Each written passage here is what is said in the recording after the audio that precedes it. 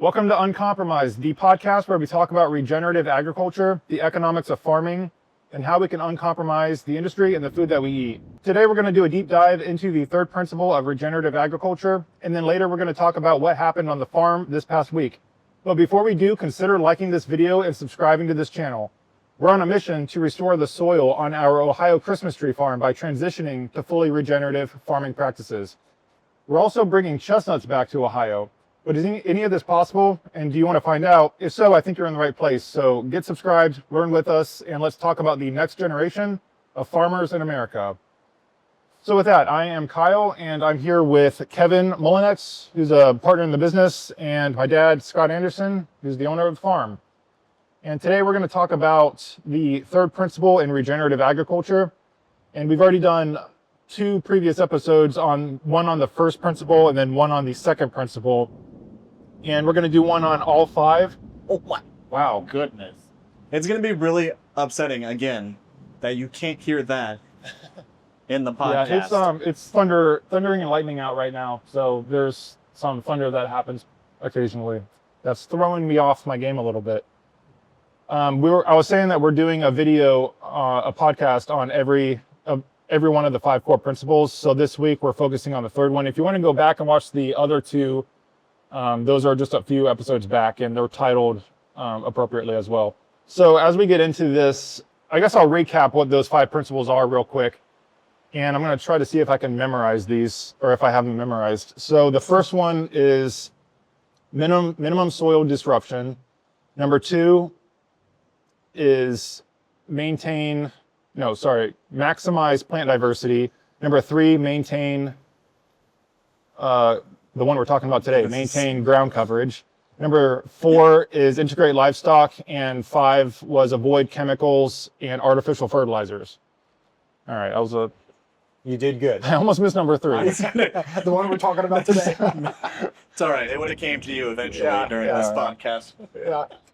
And I'm going to do a pop quiz at some point in this episode to make sure you guys know what your five core principles are. So I can tell you number three. There you go. Can you though? I thought I could. It's harder than we thought. Yeah. I tried to do it several episodes ago, and I immediately blanked on what they were on. No. I know. So getting into why we're talking about maintaining maintaining soil coverage, you have to understand that the soil itself is kind of a living organism. That's how I think about it. It's essentially alive, and it's full of biological and microbial life. So that's healthy soil. And then you have, on the other end of that spectrum, just what I like to think of as just dirt, where it's dried out and devoid of all life. And so when we talk about things like modern day agricultural practices, or what I like to refer to it as is conventional farming, they often throughout the year, they leave their fields completely bare. And this usually happens after a harvest, or in some cases it's over winter, where they'll leave their fields completely bare. And sometimes they'll plant like a winter crop, but if they don't, oftentimes those fields just are completely empty for many months at a time. And during those months, a lot of bad things happen to the soil. When you have nothing on the land, and we're primarily talking about the topsoil layer, that is kind of the most important, because that's where all the plant life comes from. And that topsoil becomes exposed, and it becomes vulnerable for a number of different reasons. Without living plants protecting and feeding the soil, you end up with things like erosion, compaction, nutrient loss, and things like that. I think I'm missing one: moisture, compaction, nutrient loss. And so that ends up declining the biological activity that's in the soil for a number of reasons. The microorganisms that are living within the soil, or within healthy soil, depend heavily on those living plant roots in order to provide a cycle of life, and primarily food and nutrition. So when I look out on the fields, I often forget that there's a whole thing happening underneath the soil that you can see with your eyes. And that's what I'm referring to when I say living root system, is everything that's happening below the surface. So you can have a field that's actually, if I was driving over here and right now it's summertime and the corn is at a pretty nice height right now. And the field across the street from us is a cornfield. It's not our field, it's another farm. And so the corn is pretty high. And if you look, so technically the ground is covered right now because there's active life on it. But even if you look at the base of those corn stalks, they're about 4 or 6 inches apart in every direction. And you can still see, if you just look down at the ground, you can see bare soil that's actually pretty dry right now. And so even though I think there's, you know, a nice cover of monocrop cover on that soil, it's still, in my opinion, quite bare and exposed and vulnerable in that way because there's just not enough life to keep it covered from things like heavy rain, which often wash it away. And then you have things like wind, which comes through and blows away all the fine particles on the top layer of that soil, and that blows away too. And so that's referred to as erosion. And that tends to happen dramatically over a long period of time, and you don't really see that happen in real time per se. But another thing that happens is over the winter time, you end up with very cold temperatures that freeze that exposed soil on the top. And inversely, in the summertime, you end up with extremely high heat temperatures that just make the life in that soil that much more vulnerable. There's another... That one rattled the barn. Yeah. There's some heavy rain going on right now that's eroding the soil. Yeah. So both the heat and the cold, in terms of what's the problem we're trying to describe here, you know, those heat up the soil when it's really super hot out. That heats the soil up, and when that happens, then that kills off just those critical microbes and different living organisms in the soil. And same thing in the winter time when it gets super cold, then that causes the freezing zone to go even further into the soil. Yeah, it penetrates further. So it's, both of those things are just adding stress to the life in the soil. And normally you would have like a layer of organic matter that would be, whether it's living or even decaying, that would protect the soil from the high temperatures or the low freezing temperatures. Or the rain that's pounding on the exposed soil, that kind of thing. Or so here we are in Ohio, and there's some like natural forest areas around here, and in the wintertime, obviously you have a lot of the leaves that fall off of the trees, and then they end up on the ground, and that creates a thick layer of decaying leaves and matter that protects the soil, even though more sunlight's probably getting in because there's no leaves protecting it. But now there's a layer of decaying matter that's feeding life back into the soil and further creating that ecosystem that happens. It's also acting like an insulation of sorts as well. So from a problem point of view, Kyle, I think basically what you're saying is our current system of commercial agricultural work that's being done in the United States keeps the soil exposed for a number of months out of the year. Right? I mean, that's the basic thing. Even though there is residue that comes out of those that is discharged back onto the ground as they're going through when they're harvesting the soy or the soybean, the corn, or the wheat, there is some of that residue that's going out there, but it's not living.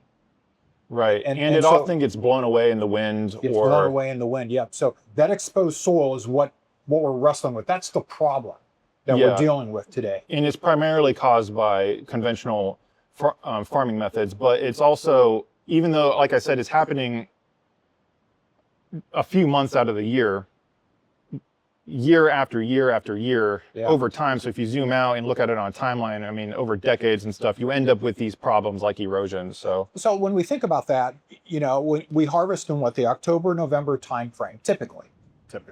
Then we go through December, January, February, March, April, and don't start planting sometimes in late April, sometimes into May. Like this year, we actually went into June So you can have anywhere from 4 to 6 months where that soil is just exposed to nothing. Nothing's growing on that soil. That's the sad part. Well, not only that, nothing's living or thriving within that soil. Absolutely, which we're going to get to for sure. Right. Yeah. So, I mean, those are the problems with these farming methods that we're going to be talking through. And as we talk about the third principle, how would you actually define? So maintaining soil coverage. So what does that exactly mean and how can we apply it? So, I mean, you kind of already touched on most of it. It is protecting the soil through living roots within the soil or crop residue when you absolutely must. But we want to strive to not leave the soil bare. Yeah. Right? So as regenerative farmers, we select diverse cover crops, diverse species of crops, winter cover crops, summer cover crops, perennial pasture mixes and stuff like that, that keep living roots in the soil throughout as much of the year as possible. Now, what that does through root exudates, is provide your sugars and your nutrients to that ecosystem, that thriving ecosystem under the ground for as long as possible through the year. And, you know, essentially, those living roots are the train that drives regenerative agriculture. Yeah, absolutely. If you think about what happens in nature, because that's what I like to do when we talk about all of these things, is just I like to go back to what happens naturally and then apply the common sense to what we're doing. Right. That we often overlook. Yeah. If you just think about what happens in a natural, healthy landscape, like prairies or grasslands, forests, savannas, stuff like that. Yeah. The ground or the land is rarely bare, if it ever is. I can't even think of an example of when it's not bare, but I'm sure they exist somewhere. Desertification is the only place. Right. Which is devoid of life. Actively what we are creating in our current farming techniques. Yeah. So, So you can just go back and think about those environments, and that's essentially what we're trying to mimic here. In those environments, another example is that you have these large herds of grazing animals that come through. Usually they come through in patterns and routines, and they will graze upon the land, and that act of grazing will stimulate more growth because they're eating the grasslands down to the nub. And then by the nature of grass, when you cut it down to the nub, that stimulates more growth, and that's kind of how grass functions. And so you're adding to that cycle, but also their feces and manure and urine gets put back into the land as they pass through as well, which is more nutrients. So I kind of sound like a broken record compared to the second core principle, but again, it goes back to the cycle, the life cycle of the soil and the nutrients. And so when you maintain the ground coverage, like we're talking about, then that's how we're feeding back into that cycle. Does that make sense so far? Yep. Yeah. Yep. Fighting flies over here. Yeah. I know. They all came inside because it's raining outside. Yeah. So coming back to this modern conventional agriculture, it dramatically changes this pattern when you're creating those barren fields with the exposed soil and causing all those things like the erosion, the compaction and stuff like that. But then you also have things like tillage that's also involved with conventional agriculture. And tillage further disrupts the soil because you're plowing through and breaking it up. And when you do that, you're exposing more air to it, which releases more moisture and I think carbon out of the ground. Carbon out of the ground, absolutely. So that further just dries it out and then kills off all the microbial networks, which actually take a long time to develop in the first place. So that's pretty problematic. So over the decades, you have a lot of these farmlands that have lost significant amounts of their organic matter and biological diversity and fertility in their soil. And again, this isn't to demonize or anything to demonize these farming practices, because obviously farming is necessary, but that is where these regenerative farming practices come into play, because these regenerative methods seek to, like I said, mimic nature as much as possible. So I think that's a big part of it. Yeah. Yeah. So I guess And that helps us understand, the context, the history, that kind of thing. So I just wonder about the why. Why is it necessary that we maintain ground cover? And when we say maintain ground cover, we're talking about two things here. One is we're talking about just keeping the ground covered. Right. And that could be residue, as we just talked about, from whatever you're farming. But it's more than that. Maintaining ground cover necessitates that you have living ground cover. Right. And for a number of reasons. But primarily, the reason why this is such an important principle is because a healthy soil, like you said in the beginning, Kyle, a healthy soil means you've got a living ecosystem that's healthy, that's growing well. So that living ecosystem, like everything, like us, we ate today, I ate 3 times today. Likewise, our living ecosystem in the soil has to eat as well. Right. And so the way it does that is through living organisms growing continually, something always growing on that land.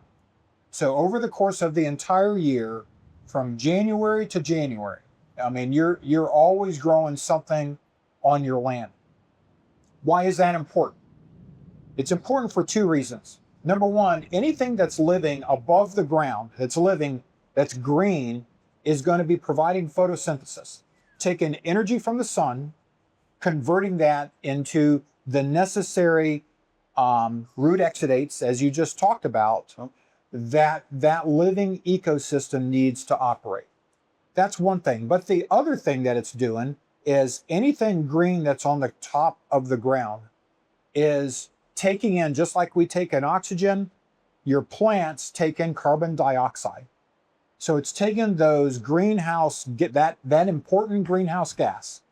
It's taking that and sequestering that. It's a carbon sequestration process, and it's throwing that into the ground. So you can think about those living things that are growing above the ground as solar panels, natural solar panels, that's converting energy, that's taking carbon dioxide and converting all of that into the necessary sugars and proteins and compounds that the roots need, that the bacteria, the fungi, the microbes, the living organisms need to thrive in a healthy ecosystem. So that's the why behind this whole thing.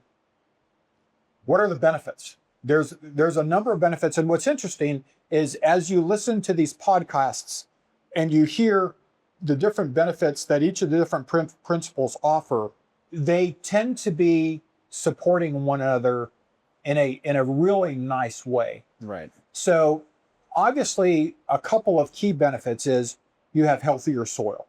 If you're maintaining ground cover, you have healthier soil, you're sequestering carbon, as we talked about, which, what does that do for us? It develops organic matter, which is so critically important, because when you get that organic matter going and you've got roots growing in the ground, now you've developed that soil aggregate.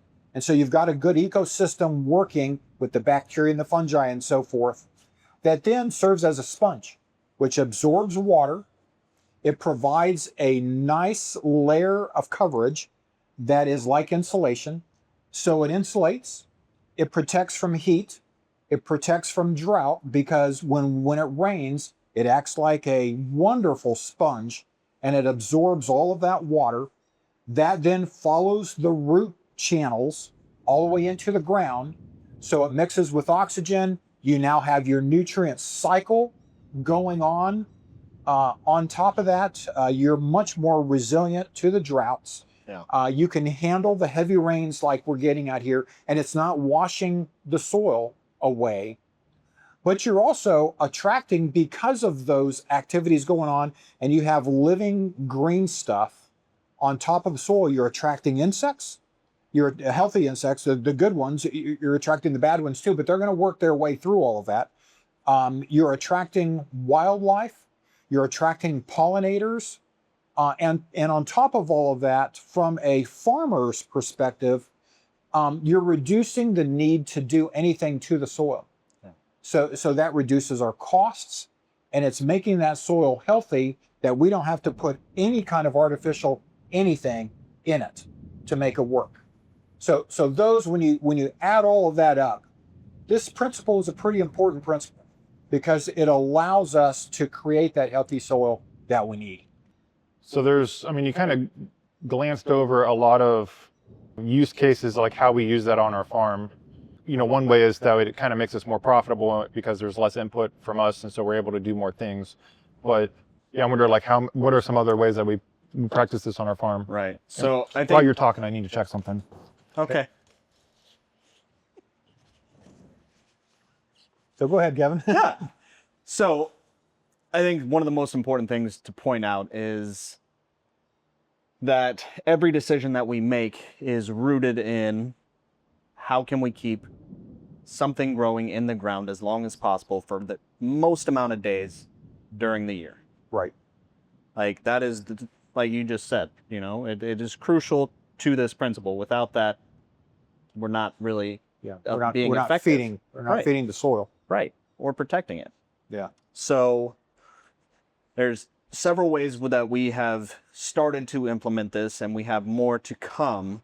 We started in 2024, 23 with our cover crop rotation, winter and summer cover crop, to start bringing nutrients back into the soil. Yeah. So those summer and winter cover crops, that's keeping something green growing all the time. Yes. Yeah. So Yeah. even during the winter time, Well, you've got that growth that's there. you got that growth there, but also crop residue.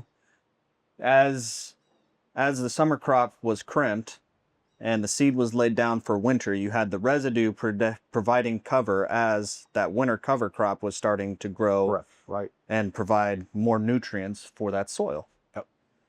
So started that, and then in 2026 we just planted our first round of our perennial pasture mix, which is heavy in a winter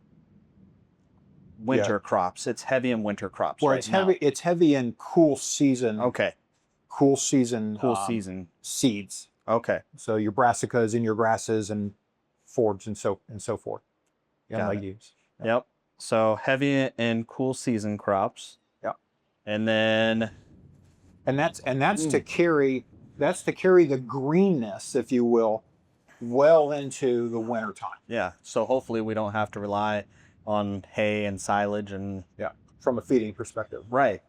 But also, isn't the intention that it's now kind of the permanent mixture that will live on the fields Right. from now on, because we're not Right. going to do another planting Right. anytime soon. Yeah. We're hoping that it took well enough, and it's looking like it. In some places it took really well. Yeah, in some places, and other places no. So there may be some touch up that we need to do. Mhm. Yeah. But the idea with a perennial, and perennial is the operative word here, perennial pasture mix, is that we don't have to replant, number one, and number two, we've got the right mix in there that allows us to have active plants growing throughout the entire year.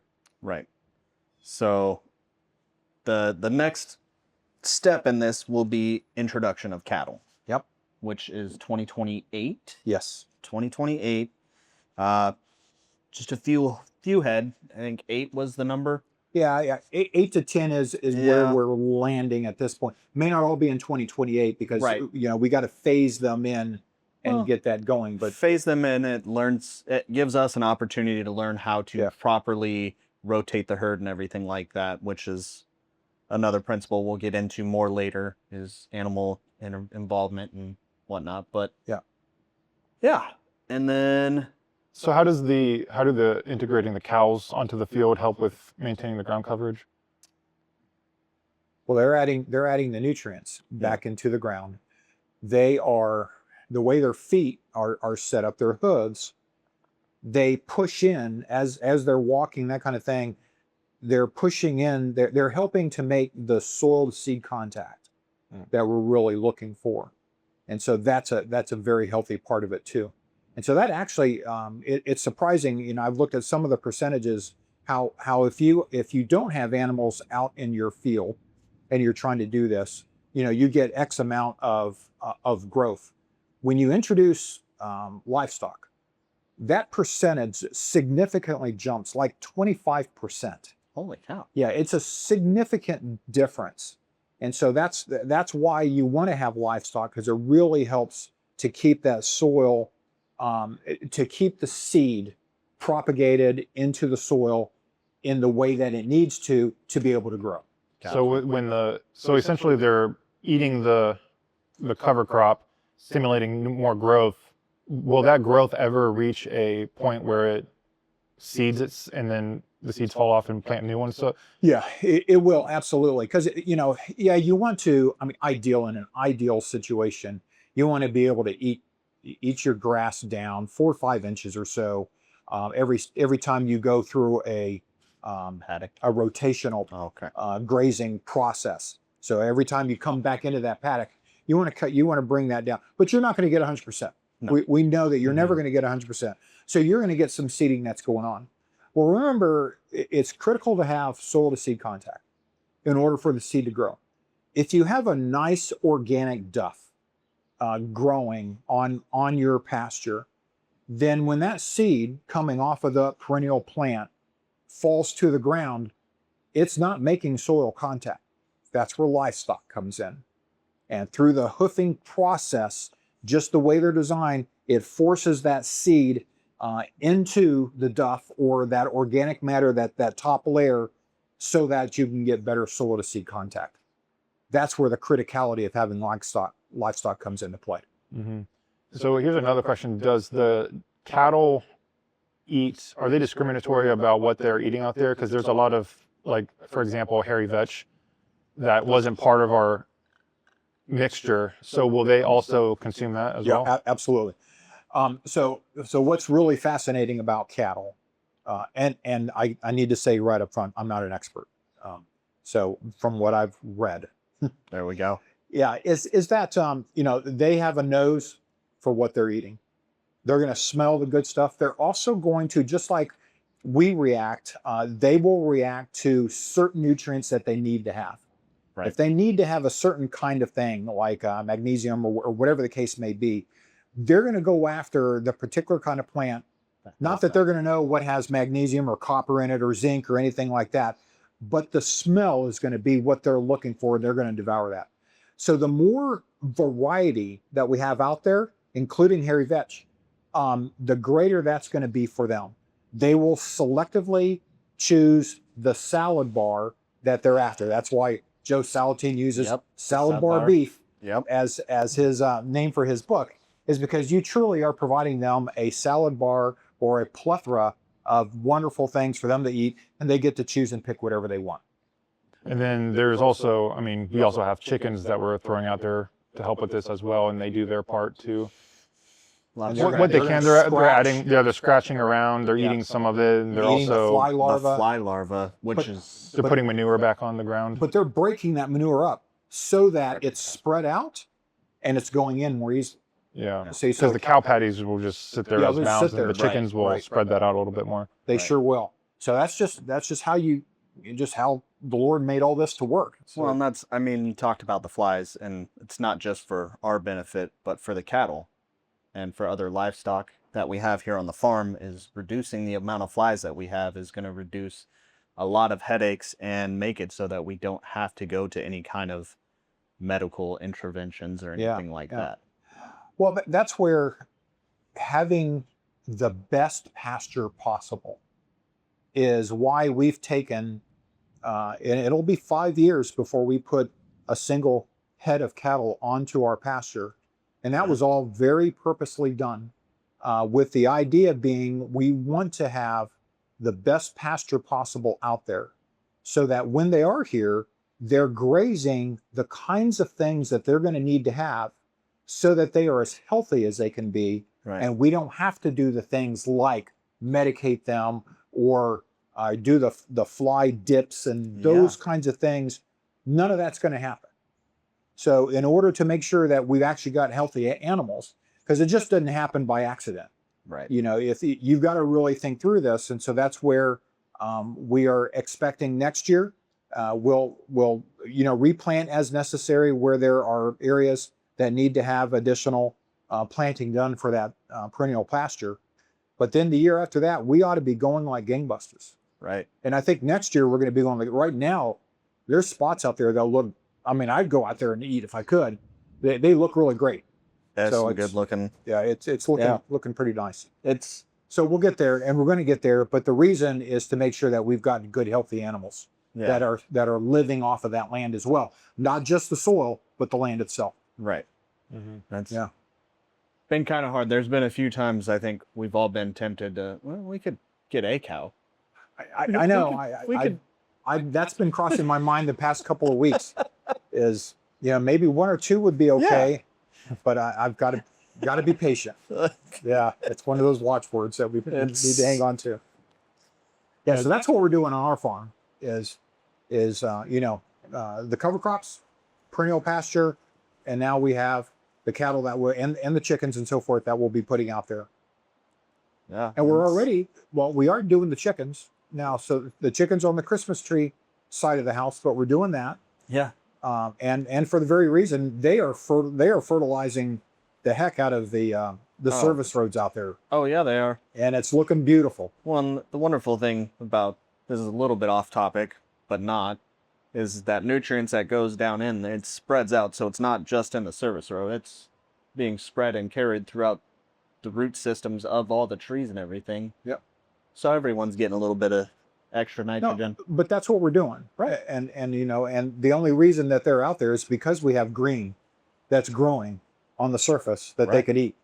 Yeah, so I mean, all of our management decisions on the farm kind of goes back to, one question, and that is how do we keep the living roots on the land for as many days out of the year as possible? Right. Right.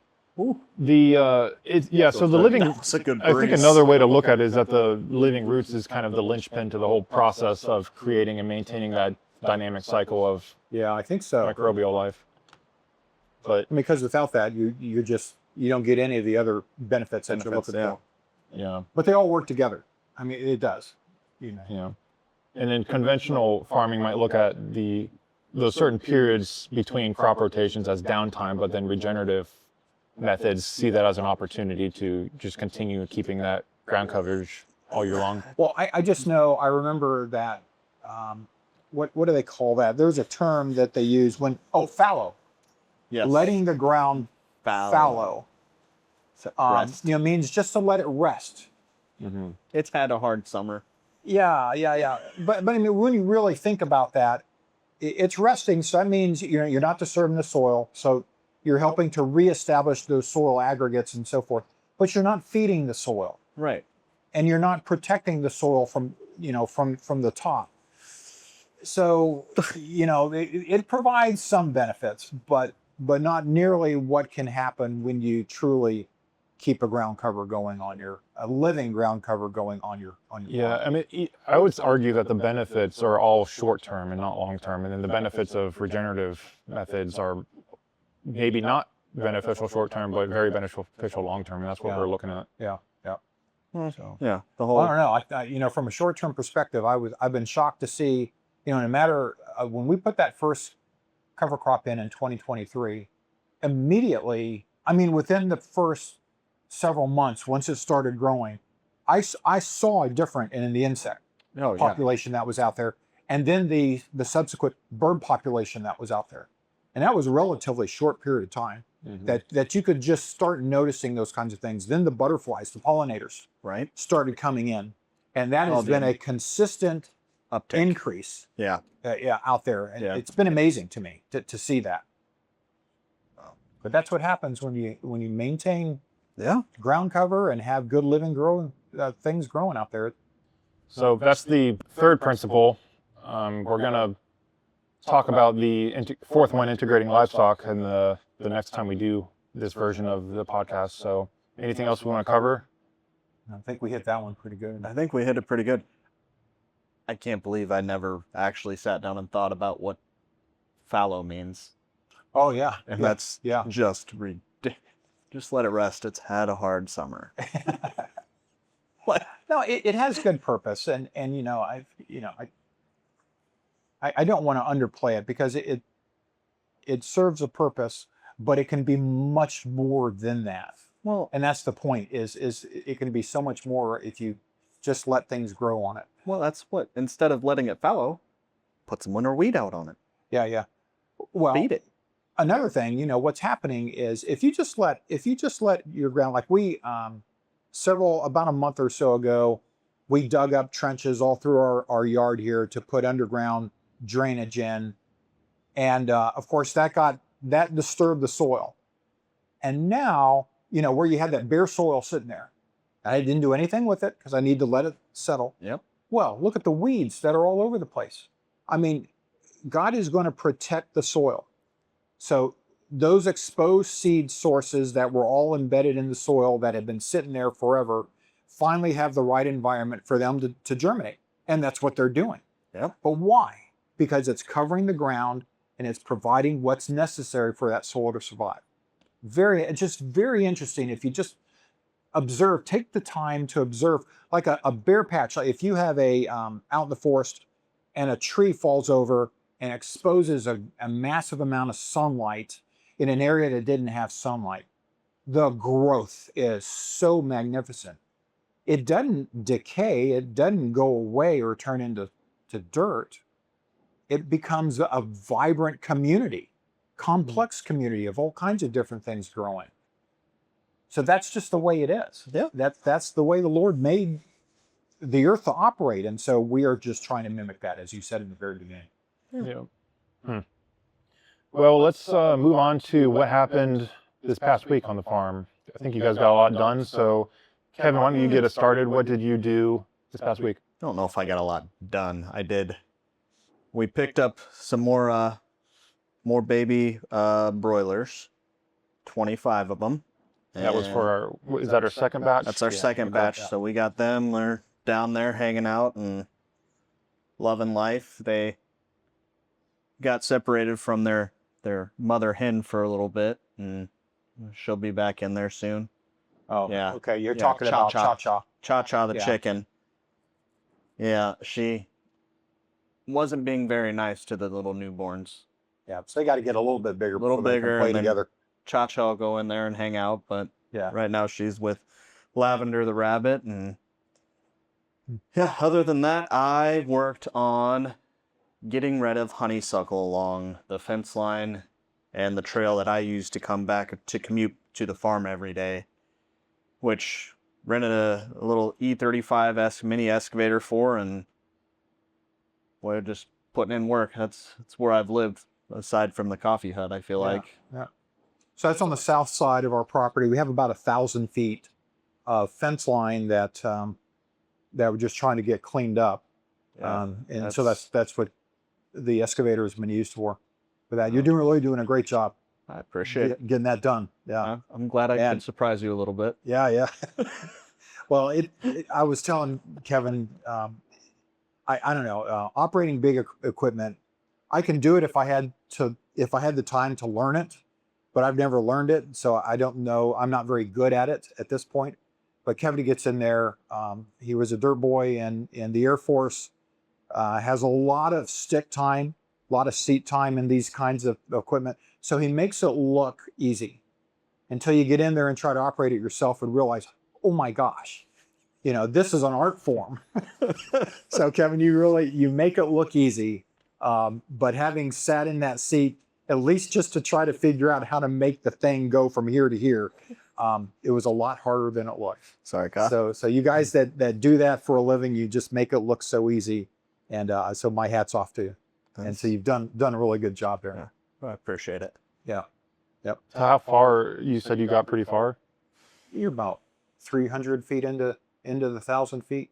Yeah, and there was a day that I did a little bit for the neighbor, a little bit for our farm, and I used a skid steer for that because it was more open and I can push things, and right. That went pretty quick. The excavator it's a lot slower moving, but it is cleaning up way better than I initially thought it was going to, honestly, with the excavator, and I'm able to do a lot more with a relatively small excavator. Yeah.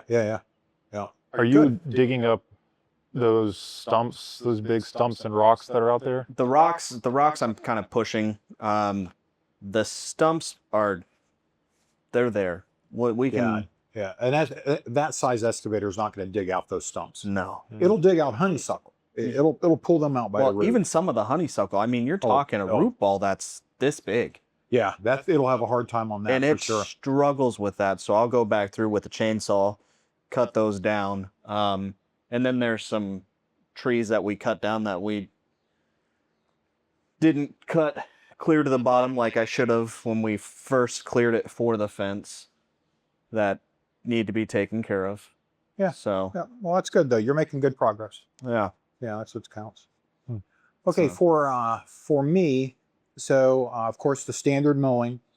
So I got a little behind last week because of trying to do the cleaning around all of the trees. So I finished that on, I want to say Saturday, or it might have been Monday. I finished that, and so was able to get back into mowing, got behind on the mowing. So Trudy was mowing. I got out there and did service roads and around each of the sections. She does the rows in each of the sections. So I think we've made good progress there. And like I said, finished up with cleaning around the trees, which is that was a real chore. But that's now done. And then on top of that, there are two more things that I did. Help me, Kyle. Finish pulling the weeds. That was Okay, clear. that So was that one. the watering the chestnuts. Yeah, so I watered the chestnuts. He did So- my chore. Yeah, so that was on Tuesday. I got to water tomorrow because, or at least I think, depending on how much rain we got. So did that, and then there was Burn pile? Burn Cover what's that? that? The burn pile. Yeah, the burn pile. So we have last year, this year, and next year, we're taking a total of about 1,500 trees out that were way too tall, couldn't sell them. I've talked about that before on the podcast. So last year we cut 450 down. This year we cut another 450 down. They were so big we had to cut them up into threes, some of them.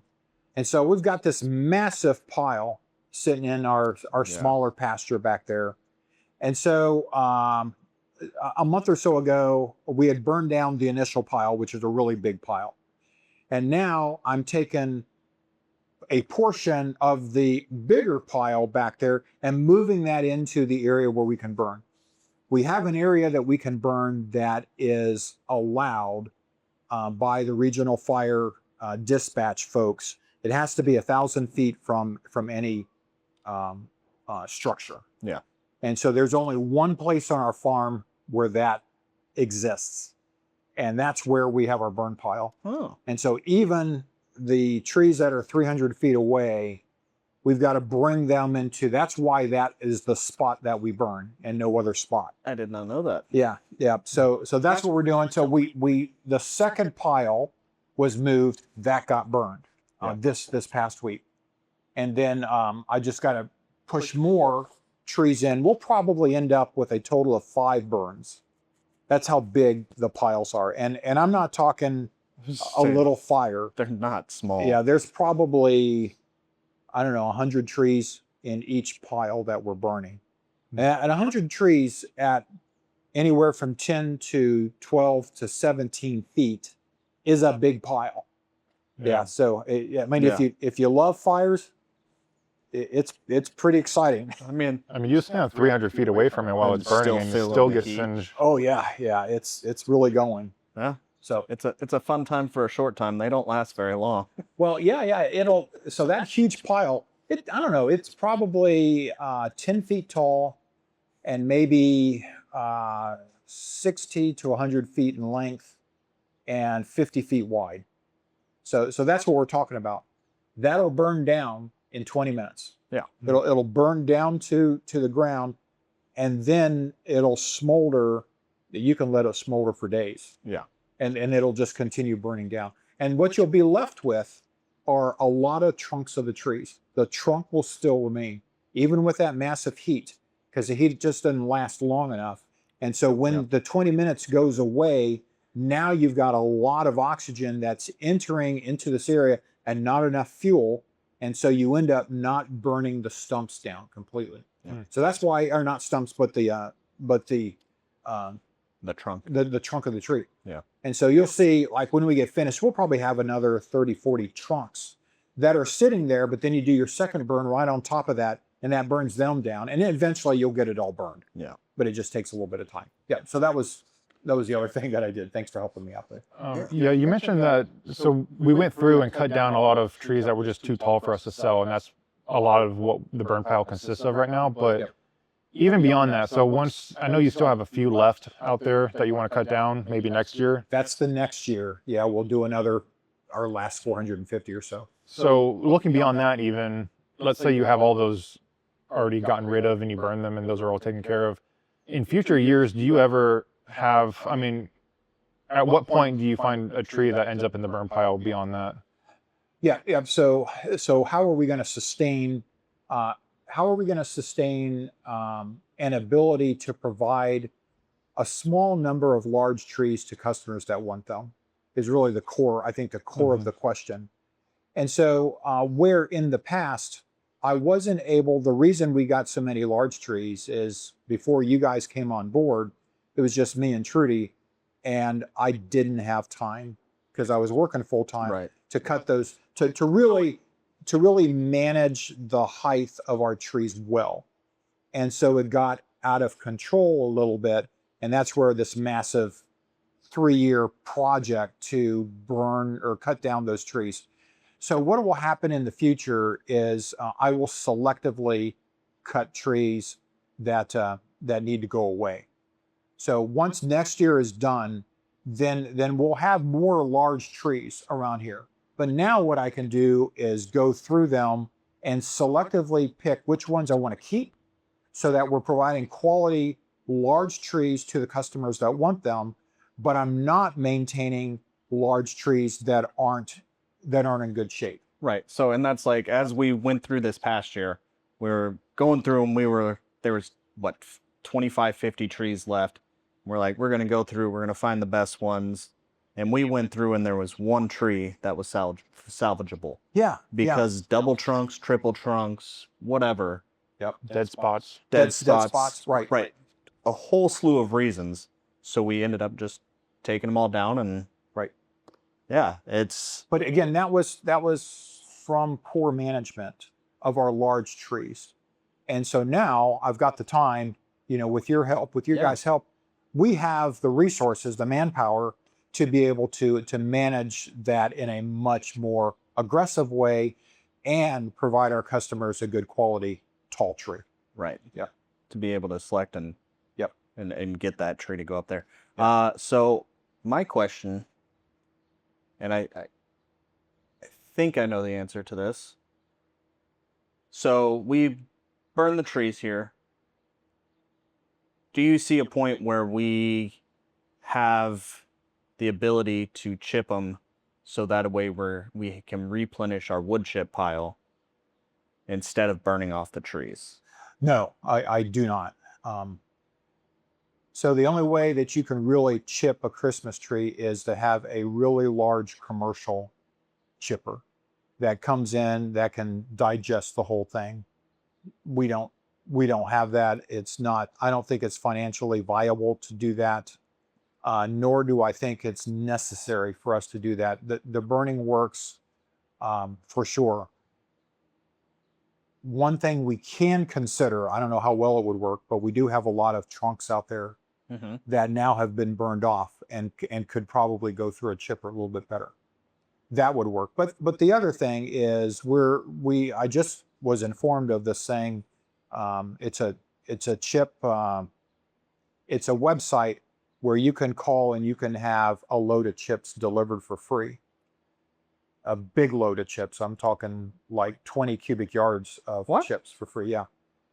And I forget the name of the website. Chip dump or chip delivery or something like that. I can't remember it. But you sign up for it and then, you have a lot of tree services out here. Right. And they will pay a fee of $20 to this website, who will then tell them that here's someone over here who's willing to take your chips for free, or your chips for free, as opposed to having to take them to a dump somewhere where it costs them a tremendous amount of money to offload those chips. So I've signed up for that. So that's going to, when we get a delivery, and it says it takes anywhere from 6 weeks to 3 months, whatever. When we get a delivery, it's going to be as big as what we had. That's awesome. I mean, 20 cubic yards is a lot of chips. So I'm not worried about having chips. We're gonna get those, even though we have a chipper. Right. I mean, how do you know that there's not going to be chemicals or coatings of some kind within the wood chips? Like, are they clean? How do we know it's a clean source? Yeah, I don't know that we necessarily know that. What it is, it's primarily honeysuckle. So it's what we're doing, and they cut it down, or they have a yard that they need a tree to come down. So no, so they're not like chipping treated wood. No. This is Tree. Because I was thinking like a sawmill or something, and maybe they were running some. This is a maybe tree. they had like used pallets that were painted or something. It's not that, because then I don't want that at all. But no, it's like for tree services, where they go and they do exactly what they did to your house. They come out, they cut a tree down. It's that kind of thing. But they're going to fill up their whatever their truck is that they have, and they need to offload it. So it's a win-win for them and for us. Yeah. Because it gets us the chips that we need, and we go through a lot of it. Yes, I mean, it was a very large pile, about the same size as the pile I just described earlier. It was very high and very long and very wide, and we went through that in what, a year and a half? Year and a half, 2 years. Yeah, 2 years. It was pretty quick. Yeah. But we put mulch on our trees, and so that's what we do is when we plant our trees, we're putting mulch out there on them. So this is good mulching material for us. Yeah. Yeah. That's another thing we've toyed around with a lot, is like what's an alternative that we can do besides burning the trees. I mean, there's really no other answers to that. But If you have any suggestions, though, comment box. Yep. I mean, a lot of people will take trees like what we have, put them in ponds or put them in lakes, and it creates a natural habitat for fish. And We're not near anything like that, and the transportation, there'd be a transportation problem or issue in trying to move something like that. I mean, we don't have an excavator that we can use to just plop them into a trailer and haul them off. So, you just do with what you can, right? And that's what we're trying to do here. All right. Well, I think that's a wrap for today. Thank you for watching, guys. If you've made it this far into the video, go ahead, hit like and subscribe to the channel. We really appreciate that. Otherwise, we'll see you in the next video. Bye. All right. Bye-bye.